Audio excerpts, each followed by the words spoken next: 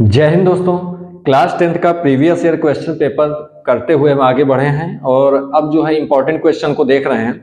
Important question में हमने real number को देख लिया, 2 चैप्टर हमने देखा, वहां से जो आपको पहले बता चुके हैं किस तरीके से नंबर है आपका जो रियल नंबर है, रियल नंबर से आपको 6 मार्क्स का क्लियर किया हमने, 6 मार्क्स वहां से क्लियर किया है। वो जो एक नंबर आपका रहेगा, एक नंबर वाला प्रश्न रहेगा, उसके बाद 2 नंबर, उसके बाद 3 नंबर, इस तरीके से जो आपको सेक्शन ए, सेक्शन बी और सेक्शन सी तीनों में इसके प्रश्न आने हैं। और किस तरीके से आना है आप देख चुके हैं कि टोटल मिला के जो है 6 मार्क्स का हो जाएगा। उसके बाद हम ट्रिग्नोमेट्री देख रहे हैं।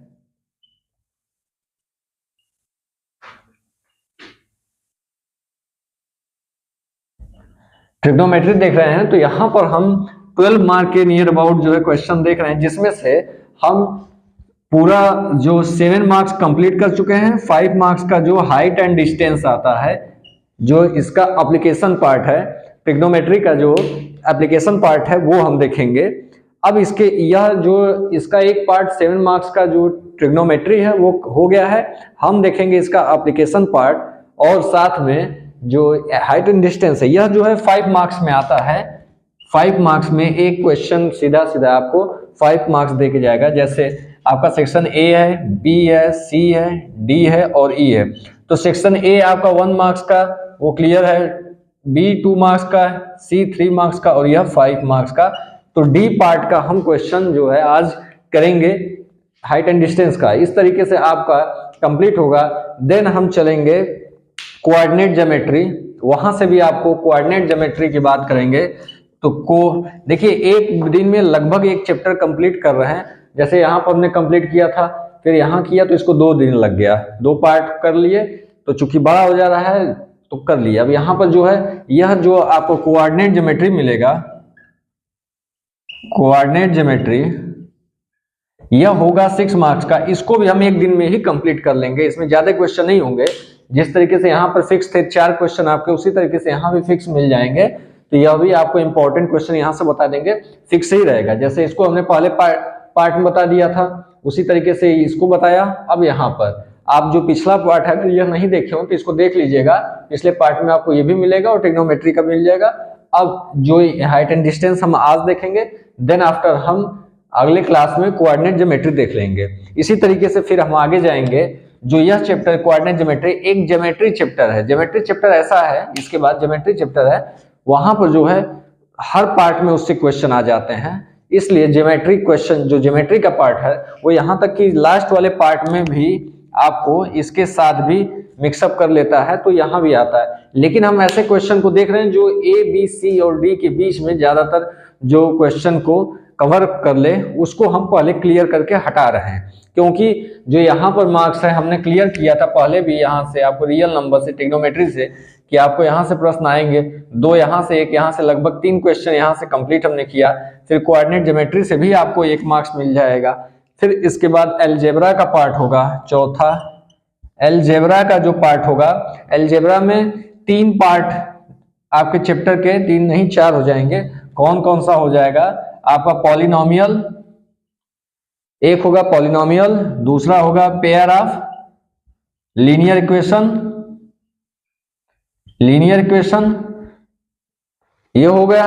तीसरा जो है क्वाड्रेटिक इक्वेशन, क्वाड्रेटिक इक्वेशन, और चौथा जो होगा एपी अर्थमेटिक प्रोग्रेशन, ये हो जाएगा। ये पार्ट जो है आपको लगभग मान के चलिए 10 प्लस या 15 प्लस क्वेश्चन जो है मार्क्स देंगे, नियर अबाउट 20 तक चला जाएगा। यह जो चैप्टर है हर पार्ट से आपको जो शॉर्ट टाइप क्वेश्चन है 20 मार्क्स के, उसमें हर पार्ट से आपको क्वेश्चन मिलेंगे। एपी से भी मिलेगा, पॉलिनोमियल से भी मिलेगा, पेयर ऑफ लीनियर इक्वेशन से भी मिलेगा और क्वाड्रेटिक इक्वेशन से तो मिलेगा ही मिलेगा। दैट मीन्स 4 क्वेश्चन तो यहीं से आपको सीधा मिलेगा। यह अलजेब्रा का पार्ट रहेगा। यहाँ से आप 15 to 20 मार्क्स जो है क्लियर है आपको यहीं से मिल जाएगा। इस तरीके से अब हम आगे बढ़ेंगे। कोऑर्डिनेट ज्योमेट्री पहले देखेंगे, उसके बाद इसको देखेंगे। देन आफ्टर जो ऐसे प्रश्न है जिसको, जैसे आप ज्योमेट्री है, ज्योमेट्री जो है आपका मिक्सअप कर लेता है कहाँ से? मेंसुरेशन के साथ, और आ जाता है इस पार्ट में, मेंसुरेशन के साथ मिलकर ई वाले पार्ट में आ जाता है। इसलिए हम इनको लास्ट में देखेंगे। पहले हम इधर के जो पार्ट है उसको सिक्योर कर रहे हैं ताकि यह आपका नंबर देकर ही जाए। ये ऐसे पार्ट हैं कि अगर आपको आ रहे हैं तो आप कर ले जाएंगे, इस पार्ट में आप इधर उधर भटक सकते हैं लेकिन इसमें आप कर ले जाएंगे। इसके साथ साथ जो आपके शॉर्ट क्वेश्चन है वो भी कंप्लीट हो रहा है। तो हम फिलहाल देखते हैं ट्रिग्नोमेट्री का यह जो है 5 मार्क्स का जो क्वेश्चन है हाइट एंड डिस्टेंस का। यहाँ पर आप इसको पढ़े हैं, ऑलरेडी जान रहे हैं, लेकिन यहाँ पर हम केवल आपको इंपॉर्टेंट क्वेश्चन बताएंगे, कौन सा क्वेश्चन आने की संभावना है। आप देखिएगा ऐसे प्रश्न जो है आएंगे, पिछले एग्जाम के भी जो क्वेश्चन है कोशिश करेंगे कि जो पिछले 2 साल के जो 2 ईयर एग्जाम हो चुके हैं, पिछले 2024 और 2025 का 2024 और 23 का, उसको भी क्वेश्चन को यहाँ लेने का प्रयास करेंगे। फिलहाल जो हम इसको क्या देखते हैं, पहले इंपॉर्टेंट क्वेश्चन देख लेते हैं इस पार्ट में। तो इस तरीके से हमारा जो है 18 मार्क्स कंप्लीट हो जाएगा, 6 और 12 यह आज जो है कंप्लीट हो जाएगा। देन हम कोऑर्डिनेट ज्योमेट्री की ओर बढ़ेंगे, ठीक है। तो फिलहाल हम देखते हैं हाइट एंड डिस्टेंस के इंपॉर्टेंट क्वेश्चन को। तो हाइट एंड डिस्टेंस में आपको जो 1 मार्क्स का क्वेश्चन है, 1 मार्क्स के आते हैं, उसमें ट्रिग्नोमेट्री के आपको बता चुके हैं कि 2 क्वेश्चन आएंगे, 2 क्वेश्चन आएंगे। इसमें एक जो है सीधा आपको फार्मूले बेस्ड होगा, दूसरा उसके कैलकुलेशन पे हो सकता है, लेकिन यहाँ पर दूसरा जो है आपको यहाँ से भी दे सकता है, इस पार्ट से दे सकता है। दैट मीन्स ये आसान ही रहेगा, केवल इस तरीके से देकर केवल सिंपली आपको थीटा पूछ सकता है, बस इतना कर सकता है कि आपको जो परपेंडिकुलर है वो दिया रहेगा और बेस दिया रहेगा, थीटा की वैल्यू पूछ देगा। ये आप बता सकते हैं सीधे फार्मूले पे, tan थीटा बराबर इतना करके आप निकाल सकते हैं, ठीक है। ऐसे कुछ दे सकता है कि कोई आपको टावर है, उसकी जो शैडो है वो यहाँ तक आ रही है, शैडो की लेंथ कुछ भी दे दिया, 4 दे दिया। यह टावर की लेंथ आपको जो है 9 दे दिया और कह दिया कि इसका जो एंगल है किस एंगल में है, ये एंगल आपको बताना है। इस तरीके से कुछ भी क्वेश्चन हो सकता है, एक छोटा सा क्वेश्चन जो कि आप सीधे फॉर्मूले पर रखकर निकाल सकते हैं। इतना सा केवल ये रहेगा, ये 1 मार्क्स में रह सकता है, कंफर्म नहीं है ये चूंकि ज्यादा चांसेस होते हैं ट्रिग्नोमेट्री के न्यूमेरिकल पार्ट से ही उठा लेगा, जो पिछला बता चुके हैं। अदरवाइज अगर एक देगा तो यही दे सकता है। हम देखते हैं सीधा इसमें जो 5 मार्क्स के जो क्वेश्चन आ रहे हैं उसको देखते हैं। तो 5 मार्क्स के क्वेश्चन में हम सबसे पहले देखेंगे एक एग्जाम्पल, जो आपके चैप्टर में दिया हुआ एक एग्जाम्पल है, उसी को हम देख लेते हैं, ठीक है। एग्जाम्पल दिया हुआ, देखिए क्वेश्चन क्या है। From a point on a bridge across river, the angle of depression of the bank of opposite sides of the river are 30 degree and 45 degree respectively. If the bridge is at the height of 3 meter from the banks, find the width of river. ठीक है, यहाँ पर river की जो है width निकालनी है, that mean चौड़ाई उसकी निकालनी है। क्वेश्चन दिया हुआ है, क्वेश्चन जो है आपको समझ में आ गया क्वेश्चन क्या दिया है और निकालना क्या है, यह आपको समझ में आ जाना चाहिए। यहाँ पर सपोज करिए जैसे कोई ब्रिज है, इस तरीके से कोई ब्रिज है, यहाँ से इसकी जो हाइट है वह कितनी बता रहा है, 3 मीटर। 3 मीटर हाइट है ये टोटल जो है। नीचे इस तरीके से नदी है, नदी का यह एक सिरा है, यहाँ पर है, एक यहाँ पर है। जैसे इधर के बाद क्या लैंड पार्ट शुरू हो जा रहा है, इधर भी लैंड पार्ट है, ठीक है। इस साइड से 2 किनारा है, एक इधर का किनारा एक इधर का, इस पर ब्रिज ऐसे गया हुआ है। अब ब्रिज पर यहाँ से अगर हम देख रहे हैं यहाँ ऊपर से, तो यही बता रहा है कि एंगल ऑफ डिप्रेशन जो है कितना है। इस तरीके से आप आएंगे, एंगल ऑफ डिप्रेशन नीचे की ओर, ऊपर से नीचे की ओर जब देखेंगे तो एंगल ऑफ डिप्रेशन की बात कर रहा है। तो एक साइड बोल रहा है, एक साइड बोल रहा है कितना, 30 डिग्री, 30 डिग्री, और एक साइड बोल रहा है कितना, 45 डिग्री।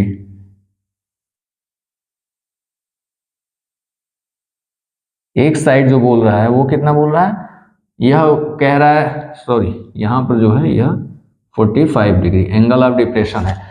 तो यहाँ जो ऊपर का एंगल ऑफ डिप्रेशन है, तो यहाँ क्या हो जाएगा, यह जो है 30 होगा, ये तो आप पढ़े हैं, ये 45 है तो यह भी 45 होगा।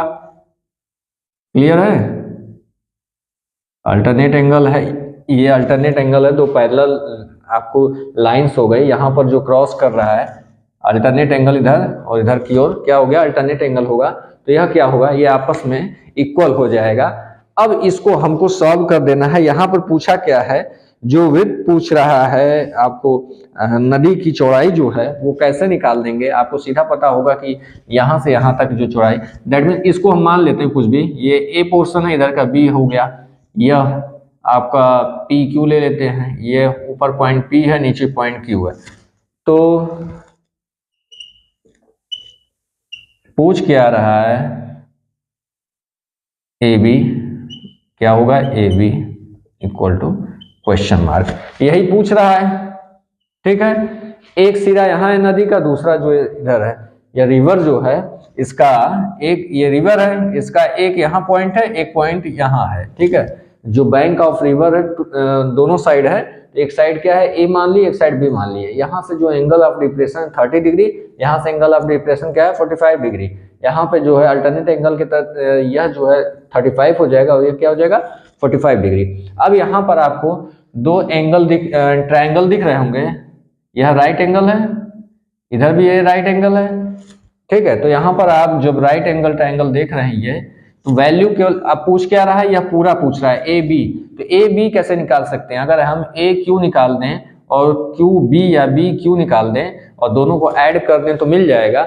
बस यही क्वेश्चन पूछ रहा है, केवल क्वेश्चन का फिगर क्लियर करना है, फिगर बनाने में ही बहादुरी है, उसके बाद तो आप कर ले जाएंगे। यहाँ पर करना क्या है, यहाँ सीधा आपको ये निकालना है, ये आपको पता है कि 3 मीटर है तो ये निकल सकता है।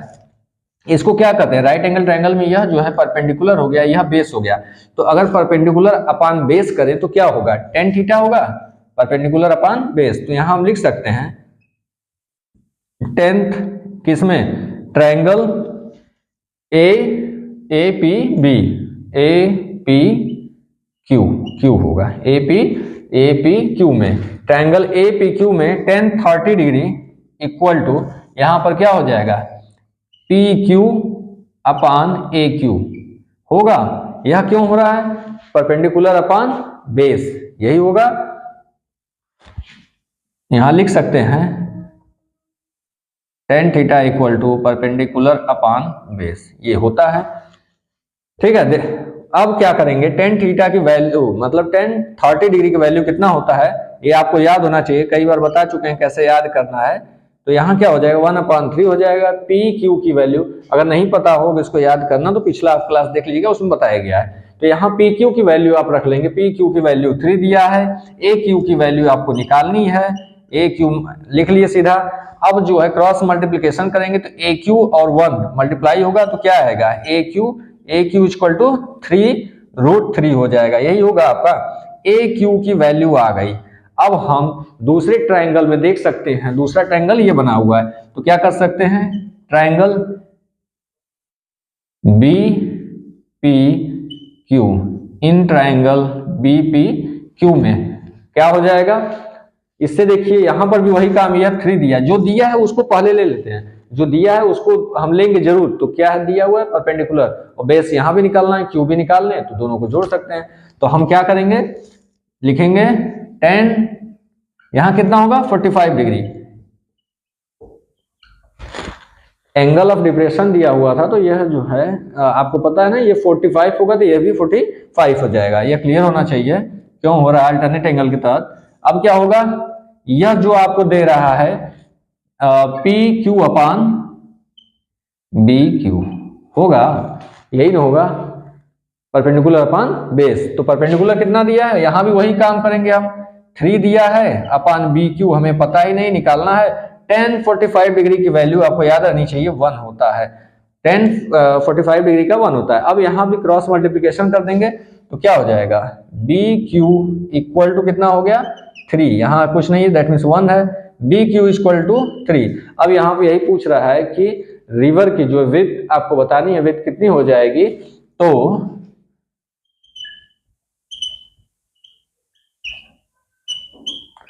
रिवर इक्वल दैट कितना है ए बी है, यही क्या है ए बी मतलब ए क्यू प्लस बी क्यू, इन दोनों को अगर हम ऐड कर लें तो यही पूरी जो है चौड़ाई आपको पूरा जो नदी की विड्थ है वो पता चल जाएगी। तो कितना हो जाएगा AQ कितना आया है 3√3 प्लस BQ कितना है 3। बस यहाँ पर आप इसको और सिंप्लीफाई कर लीजिए, वही आपका आंसर हो जाएगा। 3 कॉमन मिल रहा है, 3 कॉमन ले लिए, अंदर क्या आया √3 + 1, यही आपका, चूंकि ये मीटर में था 3 मीटर, तो आंसर आपका मीटर में ही होगा। बस इतना आपको लिख देना है, यही आपका आंसर होगा। इससे ज्यादा आपको सॉल्व करने को नहीं देगा। अगर बाई चांस अगर इससे ज्यादा आपको एक लाइन और बढ़ा के सॉल्व करना है तो इसको सॉल्व कर सकते हैं। 3√3 + 1 अगर है, इसको अगर सिंप्लीफाई करना चाहते हैं, अगर √3 की वैल्यू आपको पता है तो यहाँ कर लीजिए। क्या हो जाएगा 1.732 + 1, इसको ऐड कर लेंगे तो 3 × 2.732 हो जाएगा। तो मल्टीप्लाई करके आप इसको लिख सकते हैं, पूरा लिखिए, चाहे कम में ही मल्टीप्लाई करके, इतने में ही करके लिख सकते हैं। जैसे हम इसको करिए, चाहे नंबर करिए, इतना तो कर ही सकते हैं।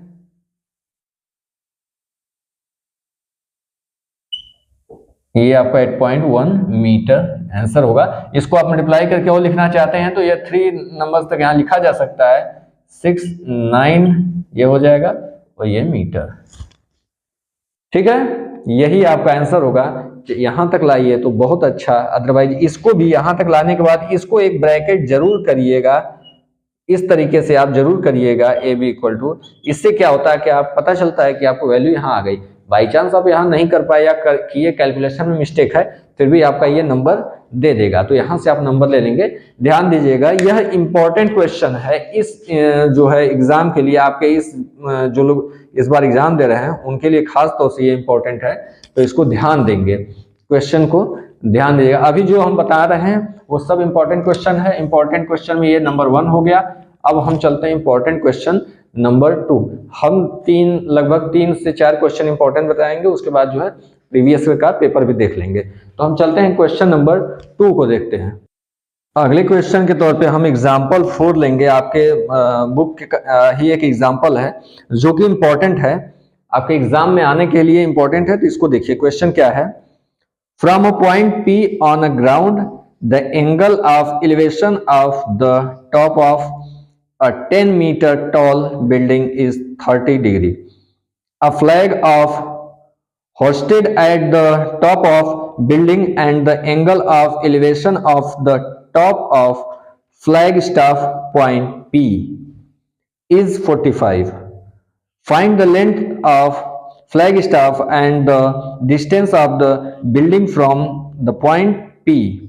यू मे टेक, यहां पर देखिए √3 की वैल्यू आपको दे रखा है, √3 = 1.732। जब वैल्यू दे रखा है तो इसका मतलब है आपको कुछ कदम और आगे बढ़ना ही होगा। यहाँ पर जब भी आपको वैल्यू दे दे, वैल्यू अगर दे दिया है √3 की वैल्यू, तो आपको कुछ कदम आगे बढ़ना ही है। वो कह रहा है कि आप √3 तक ला के मत छोड़िए, आंसर आपको नंबर में लाना है, रूट को हटा कर लिखना होगा। तो हम इस क्वेश्चन को पहले क्या करेंगे, इस क्वेश्चन को पहले फिगर को कंप्लीट करेंगे, फिगर बनाएंगे। कह क्या रहा है देखिए। तो यह पहले एक बिल्डिंग है, बिल्डिंग के ऊपर यह बिल्डिंग है, बिल्डिंग जो हाइट दिया हुआ है आपका कितना है 10 मीटर। इसके ऊपर एक फ्लैग है, यह रहा आपका पूरा फ्लैग स्टाफ, यह दिया, मान लीजिए यह फ्लैग कोई लगा हुआ है। अब यहाँ पर क्या कह रहा है, इसका जो किसी पॉइंट P से, कोई पॉइंट P है, यहाँ पर जो एंगल है आपका बिल्डिंग के जो टॉप से है, और फ्लैग स्टाफ जो है इसका जो टॉप है, यहाँ जो एंगल आपको बन रहा है वो कितना है, यह एंगल 30 डिग्री है और यह एंगल क्या है 45 डिग्री है। यह पूरा जो 45 डिग्री है, तो यहाँ आपको पूछ क्या रहा है, यह आपकी अगर बिल्डिंग है, मान लीजिए इसको बिल्डिंग को हम AB कर लेते हैं, यह पॉइंट P है, फ्लैग का यह टॉप है, मान लीजिए T कर लेते हैं, नाम तो कुछ भी हो सकता है। यहाँ पर जो बिल्डिंग है, यहाँ पूछ क्या रहा है, आपको पूछ रहा है पहला कि पॉइंट P का जो डिस्टेंस है बिल्डिंग से यह कितना है। इसको सपोज हम कर लेते हैं, मान लीजिए x हो गया, और फ्लैग स्टाफ जो हाइट है इसका जो मान लेते हैं h है। यही आपको x और h पूछ रहा है। बस फिगर मेन होता है तो फिगर हमने बना लिया। अब इसको सॉल्व करके देखते हैं कैसे सॉल्व होगा, कैसे निकलेगा। पहला आप जो ट्रायंगल देखेंगे, हमको पहले जरूरत क्या है, इसकी जरूरत निकालनी है, लेकिन यहाँ कोई राइट एंगल ट्रायंगल बन नहीं रहा है, ये छोटा बन रहा है, बड़ा बन रहा है, तो हमको यक्स मालूम ही नहीं है। तो सबसे पहला काम होता है कि इसको निकालने के लिए हमें जरूरत क्या पड़ेगी, उस पर ध्यान देना होगा। हमको अगर यह पहले एक्स पे जाना है तो एक्स के लिए क्या हमारे पास दिया हुआ है, यह एक ट्रायंगल मिल रहा है। कौन सा ट्रायंगल है, triangle APB, APB, in triangle APB, इसमें हमको क्या मिल रहा है, यह एक राइट एंगल ट्रायंगल है, तो यहाँ पर जो B है वह राइट एंगल है। यहाँ देखते हैं क्या है, यह परपेंडिकुलर है और यह नीचे बेस है, तो परपेंडिकुलर अपॉन बेस हम कर सकते हैं, क्योंकि यहाँ परपेंडिकुलर दिया हुआ है और बेस हम निकालना ही है, तो इसके अपॉन इसको करेंगे तो क्या आता है, tan थीटा आता है। तो हम क्या करेंगे, tan कर लेंगे, tan थीटा की जगह कितना, यह एंगल कितना दिया है, छोटा वाला जो आपको ट्रायंगल है इसमें 30 डिग्री है, तो tan 30 degree equal to AB upon PB। तो आपको यहां पर हमने इसको पहले ही मान लिया, लेट क्या हुआ, PB इक्वल टू x, यह डिस्टेंस जो है x हमने पहले ही मान लिया, और साथ में जो आपका AT that means length of flag staff AT equal to कितना माना है, h। तो यहाँ क्या होगा, AB क्या हुआ 10 मीटर अपॉन PB क्या है x। tan 30 डिग्री की वैल्यू आपको याद करना बता दिए, कैसे याद होगा, पिछला वीडियो देखेगा तो इसका क्या होगा 1/√3 हो जाएगा। बस यहाँ क्रॉस मल्टीप्लिकेशन करिए, वैल्यू आपके सामने होगा, x का यहाँ करिए तो x equal to x into 1, x equal to यहाँ करेंगे tan√3, यही आपका जो है x की वैल्यू आ गई इतना मीटर, क्या गया tan√3। यहाँ पर जो वैल्यू आपका √3 का अगर वैल्यू दिया है तो आपको ध्यान देना है कि वैल्यू दिया है तो आपको आगे तक बढ़ना है, अगर वैल्यू नहीं दिया है तो यहीं तक आप छोड़ सकते हैं, आंसर ये भी हो सकता है। वैल्यू क्या दिया हुआ है, x इक्वल टू यहाँ 10 इंटू √3 की वैल्यू कितना होता है 1.732, मल्टीप्लाई करिए तो यह जो है पॉइंट, एक जीरो बढ़ा तो यह पॉइंट क्या होता है, पीछे जाएगा, देखिए क्या होगा, यह 732, यहाँ एक जीरो लग गया तो 1 2 3 कितने 3 नंबर्स, 3 डिजिट के बाद यह लगा है पॉइंट, तो 1 2 3 यहाँ पर 3 डिजिट के बाद यहाँ लग जाएगा तो 17 हो जाएगा, और जीरो को लिखने की कोई आवश्यकता नहीं है, पीछे है। तो अब यही क्या हो गया, इतना मीटर, x इक्वल टू इतना मीटर, यही आपका फाइनल आंसर हुआ, यह भी आपका आंसर है, और नीचे जो आया है यह भी आंसर है, बशर्ते आपको फाइनल आंसर जैसा दिया है, अगर रूट का वैल्यू दिया है तो आप रूट तक जाएंगे, और नहीं दिया है तो रूट तक नहीं जाएंगे, वैल्यू दिया है तभी वहां तक जाएंगे, ठीक है। √3 का वैल्यू दिया है या √2 जितना होता है उसका वैल्यू दिया है, तो यहाँ तक आप जा सकते हैं, अगर याद है तो भी जा सकते हैं। नेक्स्ट अब यश निकालना है, यश दैट मीन्स यह जो बड़ा वाला ट्रायंगल है इसमें देखेंगे, यहाँ देखेंगे क्या है, एंगल इन ट्रायंगल, क्या कर लें TPB, यहाँ से TPB, हम इसको बीच में रखते हैं, P को इसलिए बीच में रख रहे हैं क्योंकि यही एंगल आपको लेकर चलना है। जैसे यहाँ पर जब हम लेके चल रहे थे यहाँ भी P को बीच में रखे थे, जिस एंगल को लेके चलना होता है उसको हम बीच में रख लेते हैं, ठीक है। यहाँ नाम इस तरीके से रखा जाता है, नाम में कंफ्यूज ना हो कि कौन सा रखना, यहाँ से उठा के ऐसे करके भी लिख सकते हैं, ऐसे, लेकिन रहना चाहिए बीच में, क्लियर। अब चलते हैं, जब बड़े वाले में देखते हैं, यहाँ भी हमको क्या है, ये 10 पता है, यक्ष हमको निकालना ही है, और यक्ष हमने निकाल लिया, दैट मीन्स हम यही काम कर सकते हैं, परपेंडिकुलर अपॉन बेस। तो क्या होता है perpendicular upon base, tan theta, यह tan थीटा जो है वैल्यू कितना है 10p 45 डिग्री, यह पूरा देखेंगे ना पूरे बड़े वाले ट्रायंगल में, तो 45 डिग्री इक्वल टू क्या कर लेंगे, यह पूरी जो है हाइट देखेंगे, पूरी हाइट का मतलब TB अपान यहाँ पर कितना है PB हो गया। अब TB जो होता है वो कितना है, H प्लस 10, यही है, तो क्या लिख सकते हैं H प्लस 10। उसके बाद यहाँ पर x लिखेंगे, तो x की वैल्यू कितना आई है आपका tan√3, ये वाला नहीं रखेंगे, ये रखेंगे तब तो कैलकुलेशन फंस जाएंगे, यह बाद में हम वैल्यू निकाल लेंगे, यह वैल्यू रखेंगे, क्या लिखेंगे tan√3, क्यों लिख रहे हैं x इक्वल टू tan√3, हमने इसको निकाला है ऑलरेडी, ठीक है। अब यहाँ पर जब वैल्यू tan 45 का वैल्यू कितना होता है 1 होता है, यहाँ 1 रखिए। अब क्रॉस मल्टीप्लिकेशन यहाँ इधर और इसका इधर, यहाँ पर क्या है कुछ नहीं, दैट मीन्स 1 है, तो यहाँ मल्टीप्लाई करेंगे तो कितना आ जाएगा h प्लस 10, 1 है तो वही होगा, इक्वल टू यहाँ 1 है, मल्टीप्लाई किए 10√3 हो जाएगा। अब यहाँ पर जो है नंबर वाले को एक साइड ले लीजिए, केवल इतना ही करना है, h इक्वल टू 10√3, यह दूसरे साइड जाएगा तो साइन माइनस हो जाएगा, यहाँ प्लस है तो दूसरे साइड गया तो माइनस हो गया। अब 10 कॉमन ले लिए, अंदर क्या बचा √3 - 1, यही आपका जो है h आ गया इतना मीटर, यह आपका एक आंसर यह भी हो गया। अदरवाइज आपको जब वैल्यू दिया होता है, चाहे √3 हो 5 हो जो भी हो, अगर इसकी वैल्यू दिया है तो इसको वैल्यू आप रख के आगे बढ़ाएंगे, तो क्या करेंगे h इक्वल टू 10√3 1.732 - 1 मीटर। यहां पर जब आप करेंगे तो 10 आएगा इनटू यहां -1 करेंगे, इस पूरे में से 1 को आप माइनस कर लिए तो कितना आया, देखिए 1 यहाँ स्टार्टिंग में था, 1 ही माइनस कर लिए तो बचा क्या 0.732 मीटर। अब यहाँ मल्टीप्लाई कर दीजिए तो यह जो पॉइंट है एक डिजिट जो है पीछे चला जाएगा, क्या हो जाएगा 7.32 मीटर, यही आपका h आ गया, ये आपका आंसर होगा। इस तरीके से आप इसको सॉल्व कर सकते हैं। यहाँ पर जो आया है और यहाँ जो आया है यहाँ तक भी आपका आंसर है, लेकिन चूंकि वैल्यू दिया है तो आप आगे तक लेकर जाएंगे, वैल्यू अगर दिया है तो आपको आगे तक करना ही होगा।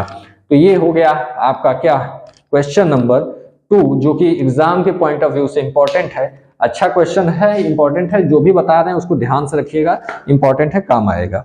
अब चलते हैं क्वेश्चन नंबर 3 देखते हैं। क्वेश्चन नंबर 3 क्या दिया हुआ देखिए, जो ये भी एग्जाम के लिए अच्छा क्वेश्चन है। देखिए क्या है, from the top of a 7 metre high building है, the angle of elevation of the top of cable tower is 60 degree. Cable tower एक सामने है, वहां का जो 60 डिग्री है एंगल, आप एलिवेशन जो एंगल ऑफ एलिवेशन है बिल्डिंग के ऊपर से वह कितना है 60 डिग्री। आगे चलते हैं, and the angle of depression of its foot is 45 degree. जो टावर का फुट है उससे जो 45 डिग्री का क्या है एंगल ऑफ डिप्रेशन। आगे determine the height of tower, tower का जो है हाइट आपको बताना है। यह क्वेश्चन भी अच्छा क्वेश्चन है और एग्जाम में आने लायक क्वेश्चन है। तो चलिए इसको देखते हैं कैसे सॉल्व करेंगे।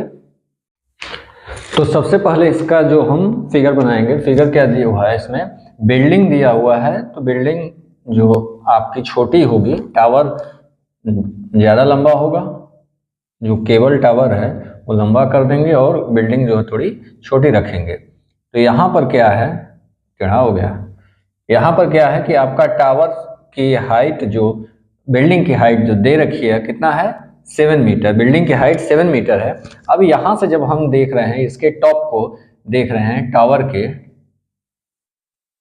टावर के हम टॉप को देख रहे हैं, तो यहाँ से जो देखिए इसको इस तरीके से ले लिया जाए हॉरिजॉन्टल लाइन, और यहाँ हम ऊपर की ओर देखा जा रहा है, तो यहाँ जो एंगल बन रहा है वह एंगल कितना दिया हुआ है 60 डिग्री। यह एंगल जो है आपको 60 डिग्री दे रखा है, लेकिन जब आप इसके नीचे देख रहे हैं, नीचे की ओर, तो एंगल ऑफ डिप्रेशन कितना दे रहा है 45 डिग्री। एंगल ऑफ डिप्रेशन जो है जब इसके फुट को देखा जा रहा है टावर के, तो आपका एंगल, यह क्या है आपकी बिल्डिंग है, इधर जो है बिल्डिंग है,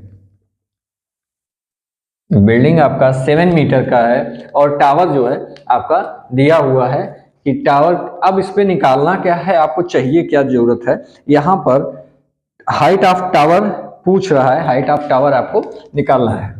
कैसे निकालेंगे, फिगर से ही समझ में आ गया होगा। करना क्या है, हाइट ऑफ टावर हम सपोज कर लेते हैं, ये बिल्डिंग मान लीजिए ए है और बी, ये बिल्डिंग जो है ए बी है, टावर को मान लेते हैं टी और पी ले लेते हैं, और यहाँ क्या ले लेंगे आर।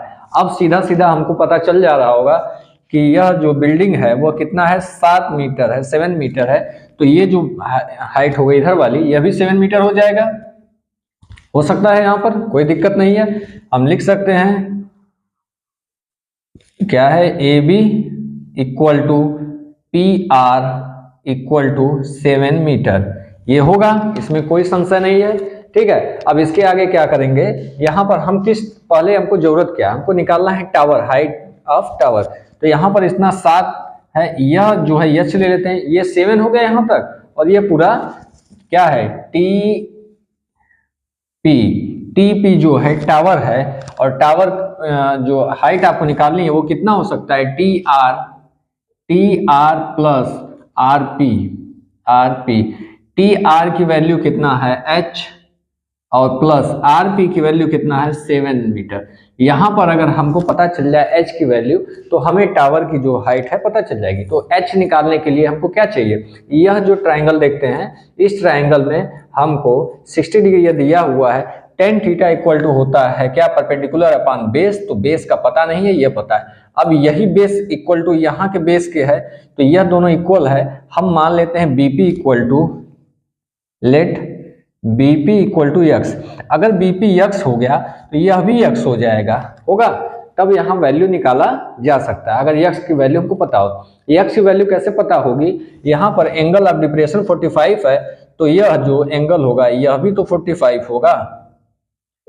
यह जो दो लाइनें हैं यह क्या है, पैरेलल लाइन है। यह जो खींची हुई लाइन है, यह जो लाइन है पैरेलल है, यहाँ से एक जो लाइन इसको कट कर रही है, ठीक। तो यहाँ पर जो एंगल होगा वह आपको इसका कौन सा एंगल हो रहा है, यह जो एंगल यह और यह इक्वल क्यों होगा, यह दोनों एंगल जो है इक्वल होगा क्योंकि यह जो एंगल है वो क्या है, अल्टरनेट एंगल हुआ। यहाँ से यह जो है इसका अल्टरनेट एंगल है, इसलिए यह भी 45 होगा। अब इस ट्राइंगल में हम देख सकते हैं, इस ट्राइंगल में देखिए क्या होगा, आप कर सकते हैं 10 कितना है 45 डिग्री। पहले इसको लिख लीजिए किस एंगल की किस ट्राइंगल की बात हो रही है, तो हम लिख लेंगे in triangle A P B, इसमें हम बात कर रहे हैं। तो क्या होगा 10 45 डिग्री इक्वल टू 10 है, तो 10 का मतलब परपेंडिकुलर ए बी अपान में क्या होगा B P. That means A B आपका ए बी क्या है, ए बी की वैल्यू क्या हुई 7, तो हम लिखेंगे 7, बीपी का क्या है x। 1045 की वैल्यू क्या होता है 1 होता है। यह सारी चीजें बताई जा चुकी है पिछले वीडियो में, पिछले क्लास में, आप उसको देख लीजिएगा। कैसे याद रखना है ये तरीका भी बताया गया है। यहाँ पर क्रॉस मल्टीप्लिकेशन करेंगे तो यहाँ का मल्टीप्लाई करेंगे x, यहाँ कुछ नहीं है दैट मीन्स 1 है, multiply equal to 7, x equal to 7 metre आपका आ गया।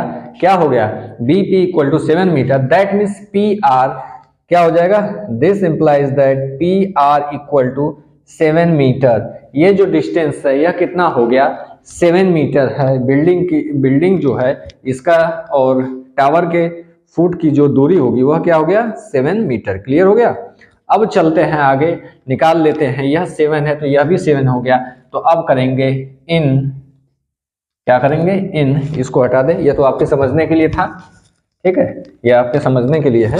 अब करेंगे इन ट्रायंगल किसमें टी ए आर, इसमें करते हैं। यहां भी क्या है 10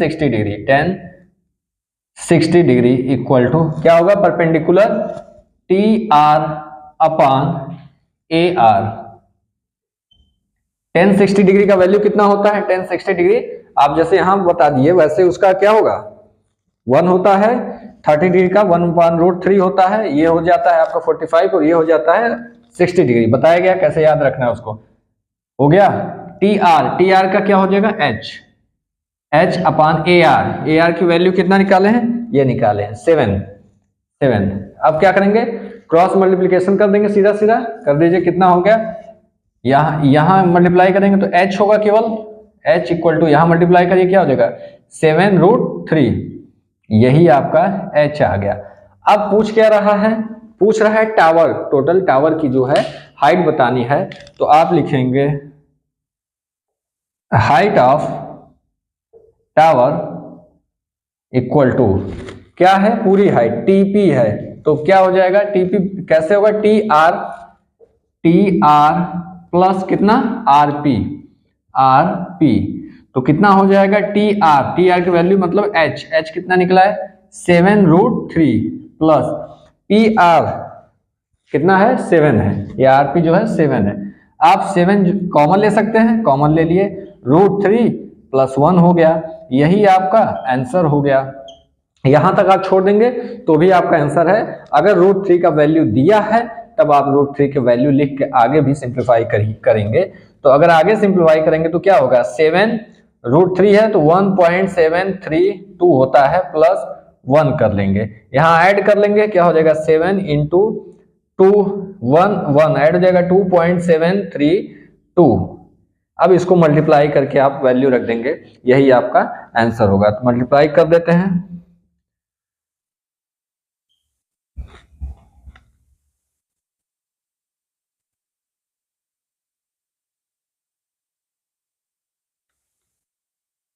ये हो गया 19 पॉइंट इतना मीटर, या इसको शॉर्ट में केवल 19 मीटर कर सकते हैं। लगभग जो इसका नियर अबाउट आंसर होगा वो कितना हो जाएगा, नियर अबाउट 19 हो जाएगा। ठीक है, यह आपका आंसर इसका हो गया। आप चाहे इस वैल्यू तक रखेंगे चाहे यहाँ तक रखेंगे, लेकिन हाँ यहाँ ध्यान दीजिएगा जो आपका आया हुआ है हाइट, ये पूरा इसको ब्रैकेट में जरूर कर लेंगे, ताकि आपको पता चलता है कि आपने वैल्यू ये निकाली थी, उसके बाद ये निकाला है। ठीक है, यहाँ आपका हो गया क्वेश्चन नंबर 3, जो एग्जाम के पॉइंट ऑफ व्यू से बहुत ज्यादा इंपॉर्टेंट है। अब एक क्वेश्चन और कर लेते हैं जो अच्छा है, एग्जाम क्वेश्चन जो एग्जाम में आने लायक है। बस इस चौथे क्वेश्चन के साथ ही रोकेंगे, चौथा क्वेश्चन भी आपके एग्जाम लायक इंपॉर्टेंट क्वेश्चन है। बाकी प्रीवियस ईयर क्वेश्चन तो आपको पहले ही कराया गया है, आप उसको प्रीवियस ईयर का भी आप क्वेश्चन देख लीजिएगा, हम क्वेश्चन फिर से नोट करा देंगे। ठीक है, चलिए अब देखते हैं क्वेश्चन नंबर 4 क्या दे रखा है। देखा है क्या दिया हुआ है, a kite is flying at the height of 60 metre above the ground, the string attached to the kite is temporarily tied. यहाँ पर जो उस पर जो आपको स्टिंग लगा हुआ है वो पूरी तरह से क्या है, टाइट है। आगे क्या, to a point on a ground, the inclination of the string with the ground is 60 degree, find the length of the string assuming that there is no slack in the sting.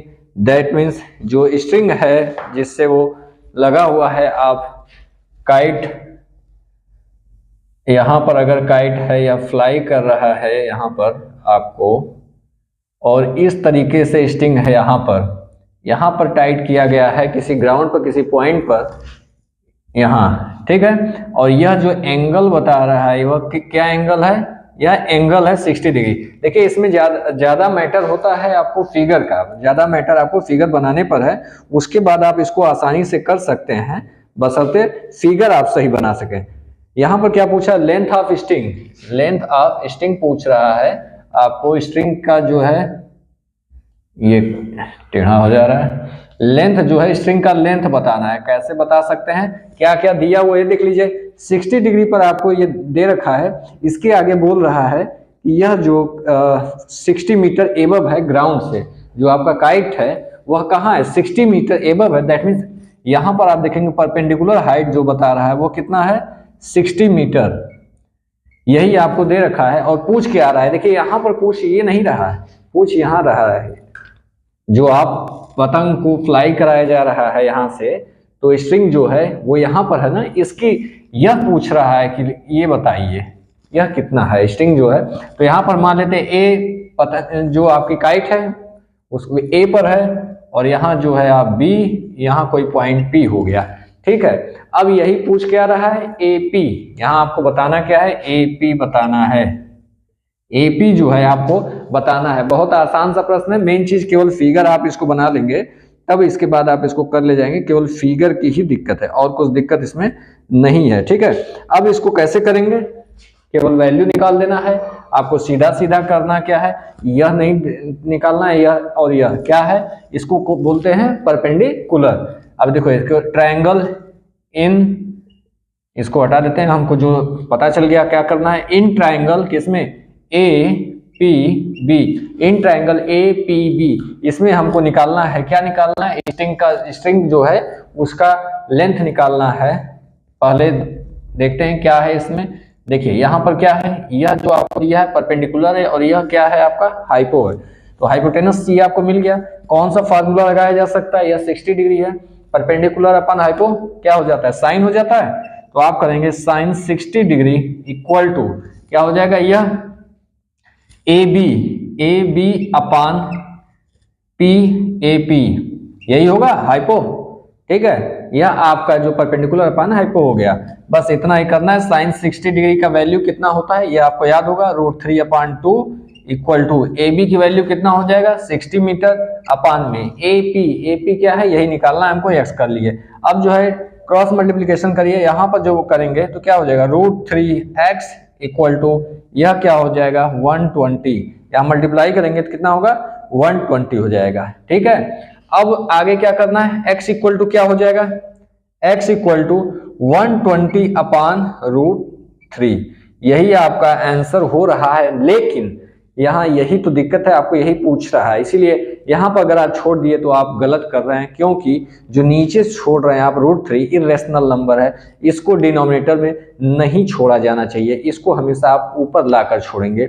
Denominator में आपको √3 नहीं रहना चाहिए। यहीं पर तो सारा जो खेल है, जो क्वेश्चन है पूछने का मतलब, जो मकसद है इतने आसान क्वेश्चन का यही है कि आपको डिनोमिनेटर में जो है एक्स इरेशनल नंबर नीचे नहीं छोड़ना है। तो कैसे इसको हटाएंगे, तो x इक्वल टू यही जो √3 है ऊपर और नीचे दोनों जगह इसको मल्टीप्लाई कर देते हैं। कैसे करेंगे 1/2 इंटू √3 करेंगे और नीचे भी क्या करेंगे √3 इंटू √3।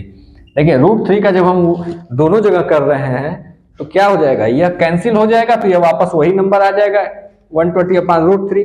तो ऐसे ही हम मल्टीप्लाई करते हैं, दोनों जगह किए हैं इसलिए कि यह जो है वैल्यू में कोई फर्क ना आए, इसके वैल्यू में कोई फर्क ना आए। जब इसको हम कट कर दें तो देखिए कट हो जाएगा, फिर वही आ जाएगा।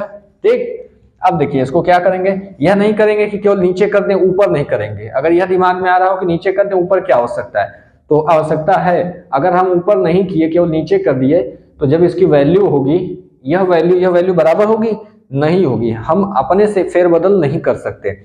हम ऐसे मल्टीप्लाई भी करेंगे तो ऐसे करेंगे कि वैल्यू में कोई फेरबदल ना हो, ये आपस में कट सकता है। अब क्या करेंगे 120√3 अपान में √3 इंटू √3 क्या हो जाएगा, केवल 3 हो जाएगा।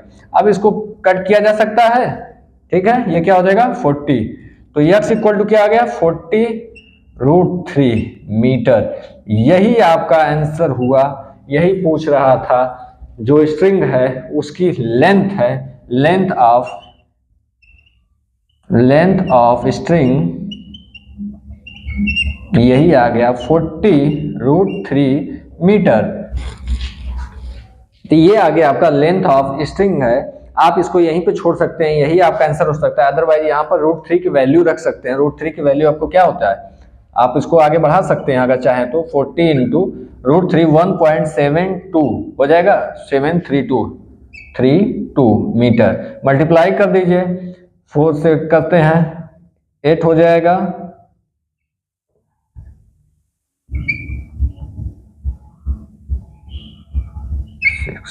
0।